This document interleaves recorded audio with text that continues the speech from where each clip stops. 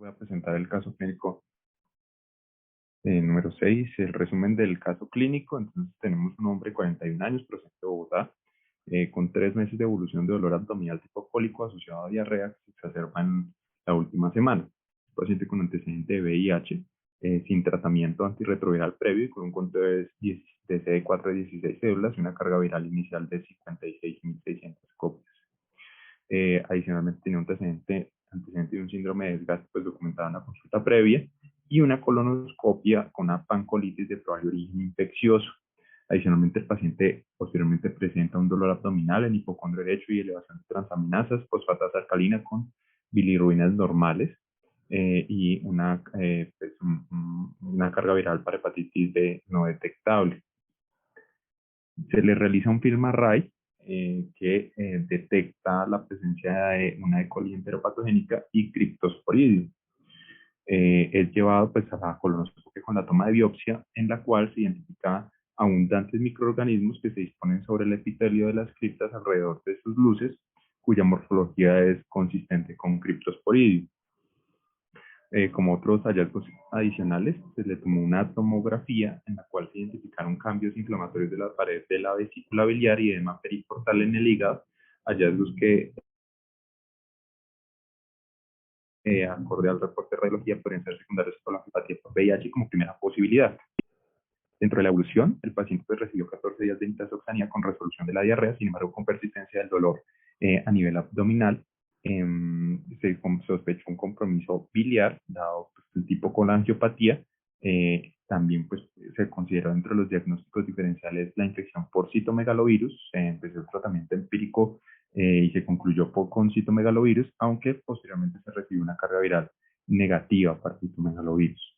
Se consideró, dado el estado de inmunosupresión y la persistencia de la sintomatología a nivel abdominal con las alteraciones hepáticas previamente mencionadas, se inició terapia antirretroviral con tenofovir, emtricitabina, dolutegravir y posteriormente pues el paciente duró varios días hospitalizado. Entonces prácticamente varias semanas después el paciente presenta resolución progresiva del dolor a nivel de hipocondrio derecho y normalización del perfil hepático con los manejos que se otorgaron.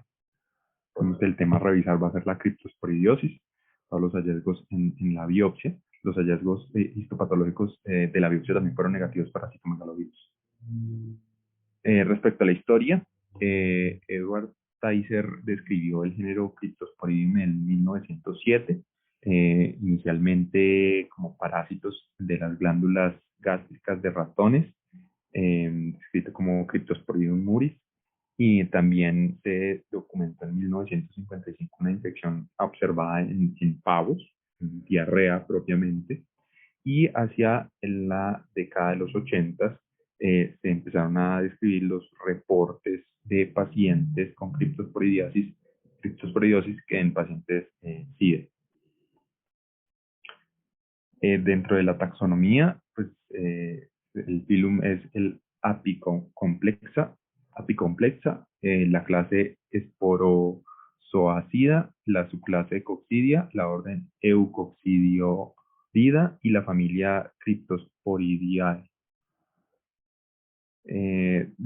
Digamos que las especies más relevantes respecto a las infecciones en humanos, tenemos el Cryptosporidium parvum, que tanto afecta a humanos como animales, y el Cryptosporidium hominis, que afecta solo humanos.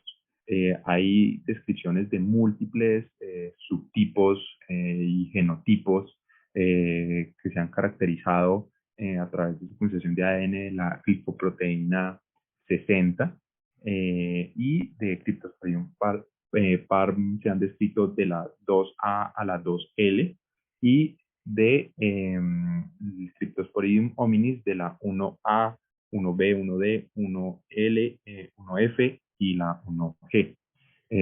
Tiene algún grado de relevancia clínica, dado que estos pacientes pueden tener diferentes presentaciones y compromisos y virulencia dependiendo del genotipo del Cryptosporidium.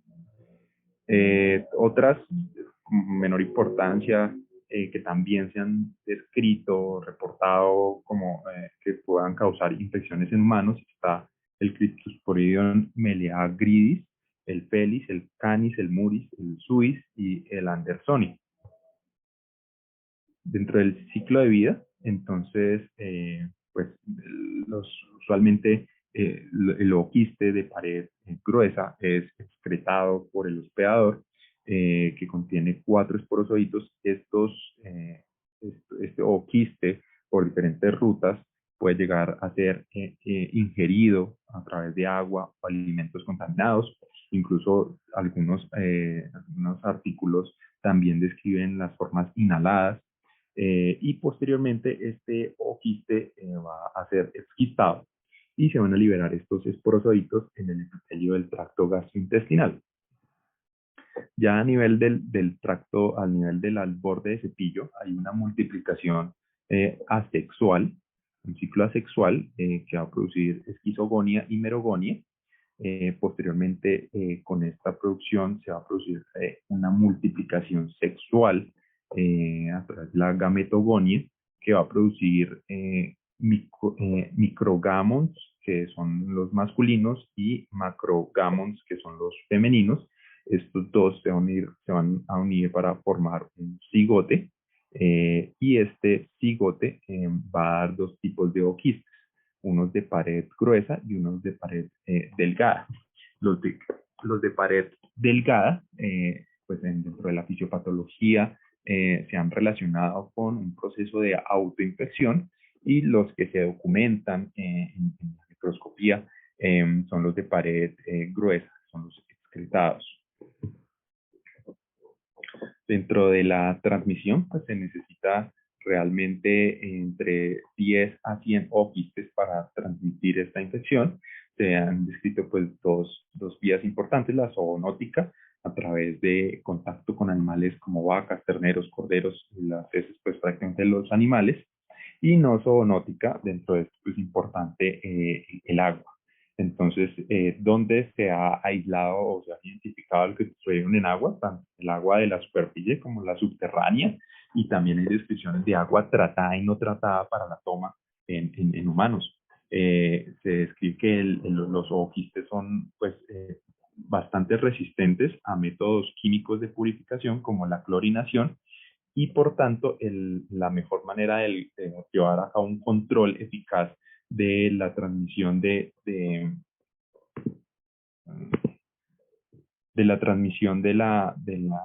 la infección es el control a través del tratamiento de agua por múltiples métodos, incluyendo métodos físicos. Y también pues se han descrito la transmisión a través de alimentos como manzanas, sidra, pollo, ensaladas y leche. Entonces aquí podemos ver, digamos que los diferentes formas de transmisión a través de las heces de los animales, que puede ser utilizada como fertilizante, o la contaminación de agua, que va finalmente a terminar en el humano. También se han descrito pues, las aguas de la superficie, la contaminación de las plantas, el uso de algunos de estos elementos en la fertilización, y la contaminación pues, de una población que puede ser endémica en aquellos que están en contacto frecuente con estas situaciones, y otros que pues no endémica, que son por ejemplo los viajeros. Dentro de la epidemiología, entonces, hay diferentes escenarios a describir. Uno es la prevalencia en inmunocompetentes sintomáticos de países desarrollados, donde se ha descrito de 2%, con una variabilidad que puede oscilar entre el 0,26 y el 22%, afectando principalmente niños menores de 5 años y adultos jóvenes. Y en pacientes desarrollados, esta prevalencia se ha encontrado incluso mayor, del 6,1%, oscilando entre el 1,4 y el 41%. Y lo mismo afectando principalmente niños menores de 1 año. Cuando se mira la epidemiología en pacientes VIH positivo en la región de las Américas, vemos una prevalencia del 9,8%, oscilando entre el 6,4 y el 14,8%. Y en Colombia vemos que hay algunas áreas con mayor prevalencia.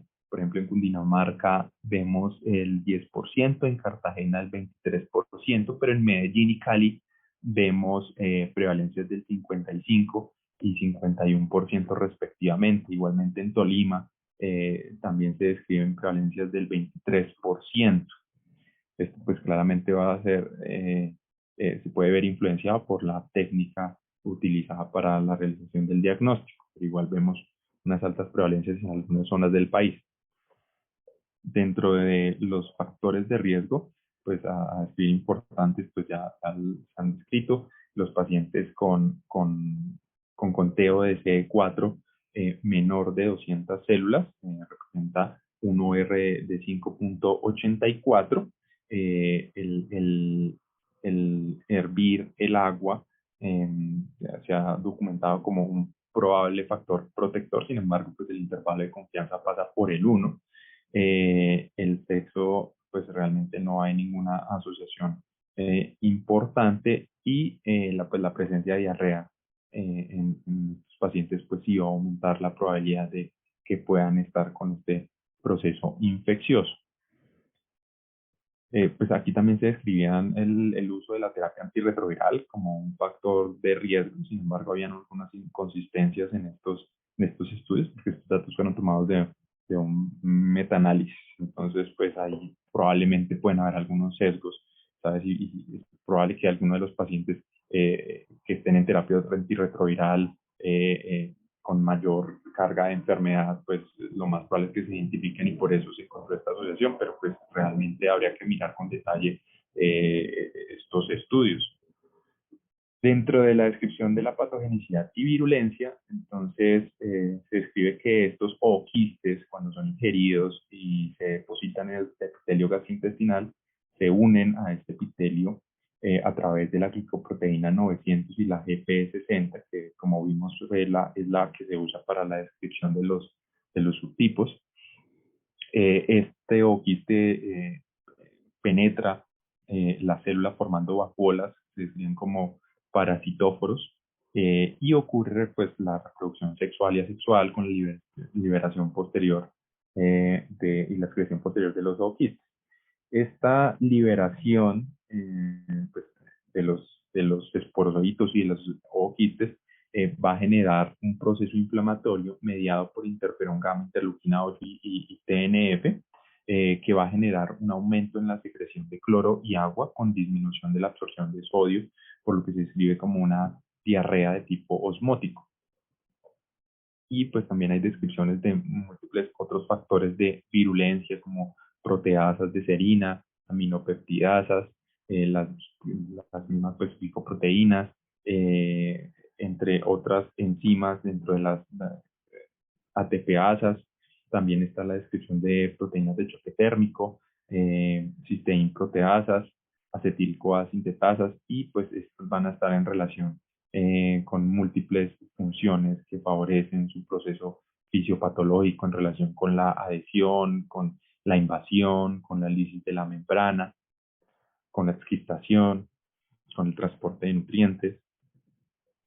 Dentro de las manifestaciones clínicas, entonces en inmunocompetentes pues vemos que hay un rango que puede ir desde asintomático a una enfermedad autolimitada. En general se describe un periodo de incubación de 7 a 10 días, pero pues en la literatura también pues, se pueden encontrar oscilaciones entre 2 a 28 días. Y en estos pacientes inmunocompetentes, en caso de que presenten esta enfermedad autolimitada, pueden presentar una diarrea acuosa con 5 a 10 deposiciones por día, con moco, menos frecuente náuseas, dolor abdominal, fiebre de bajo grado y anorexia, y resolución pues, en menor de 2 semanas. En los pacientes inmunocomprometidos, pues realmente el espectro de la enfermedad puede ser mayor, dado que puede ir desde los pacientes asintomáticos hasta una enfermedad potencialmente mortal. Y los síntomas pueden persistir por meses. Es característico las descripciones en la literatura de pues unos episodios de diarrea con altos volúmenes, de pérdida de 3 a 6 litros, que persisten pues por el día. y se han descrito 4 presentaciones en este tipo de pacientes. El 36% se presenta como una diarrea crónica, el 33% como una cólera-like, el 15% como una diarrea transitoria, el 15% como una diarrea intermitente, y dentro de las manifestaciones clínicas de los pacientes inmunocomprometidos también se pueden encontrar manifestaciones extraintestinales. Dentro de las manifestaciones extraintestinales, el tracto biliar es uno de los principalmente comprometidos, y estos se han relacionado con conteos bajos de CD4, menores o iguales a 50 células.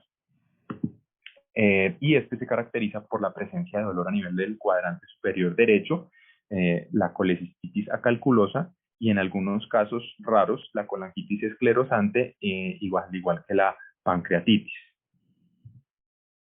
El otro compromiso extraintestinal está el respiratorio, y en estos pues se han descrito porque se han podido aislar oquistes en esputo, en aspirado traqueal y en lavado broncoalveolar, y pues se manifiesta con síntomas respiratorios como tos, disnea, sibilancias, laringio, hipoxemia y en algunos casos hasta la falla ventilatoria. Dentro del diagnóstico, entonces, voy a escribir el rendimiento diagnóstico de algunas pruebas, como la tinción de ZN, que tiene una sensibilidad que, dependiendo del estudio, una compilación de estudios, entre el 37 y 79%. Cuando se utilizan tinciones fluorescentes de auramina-fenol, la sensibilidad puede aumentar al 92, incluso 100%, y Kinjun entre el 66 y 90%. De las 3 pruebas, pues realmente la especificidad es muy buena, por encima del 88%. Hay otros métodos inmunológicos para el diagnóstico, entre los que se describen pues múltiples pruebas con sensibilidades que oscilan pues realmente entre el 47 y el 100% de los casos, con especificidades pues también altas. Muchas de estas tienen la limitante de la consecución y la disponibilidad. Y por último, el uso de diagnóstico molecular. Dentro de estas, pues el PIMA-RAI es algunos de los que se escriben con mejor sensibilidad y especificidad entre las diferentes pruebas, con la ventaja que permite la identificación adicional de otros patógenos. Para el tratamiento, entonces, digamos que las opciones de antiparasitarios son limitadas por su efectividad. Los estudios, muchos no son consistentes en el beneficio obtenido. La única droga aprobada por la FDA es la nitazoxanida. Incluso, pues, clásicamente se describe como una dosis entre 500 y 1000 miligramos cada 12 horas por 14 días. Sin embargo, hay estudios que incluso la han llevado más de 14 días, con resultados pues que realmente a veces son, como mencioné, no consistentes. La eficacia es limitada en inmunocomprometidos, incluyendo pacientes con SIDA y trasplantados, y hay algunas series de casos que describen el uso de paramomicina, rifamicina y la acitromicina. Eh, pero la mayoría de estos inefectivos en ensayos clínicos con pacientes con SIDA. Lo que sí se escribe en la guía americana del manejo de atención de pacientes adultos con VIH es que el tratamiento en los pacientes severamente inmunosuprimidos es el inicio de la terapia antirretroviral, que sí ha evidenciado la resolución posterior y el control de la infección, con el aumento asociado de la mano con el aumento de los CD4. De los mensajes para la casa, la prevalencia de la criptoporiasis es más alta en países en desarrollo. Los mecanismos de transmisión son zoonóticos y no zoonóticos. Es un diagnóstico a tener en cuenta en pacientes con síntomas gastrointestinales inmunosuprimidos. Tienen manifestaciones extraintestinales. Los tratamientos antiparasitarios son pobremente efectivos o no efectivos. Y siempre debe tratarse la inmunosupresión para mejorar y resolver la infección. Muchas gracias. José, gracias David por la presentación.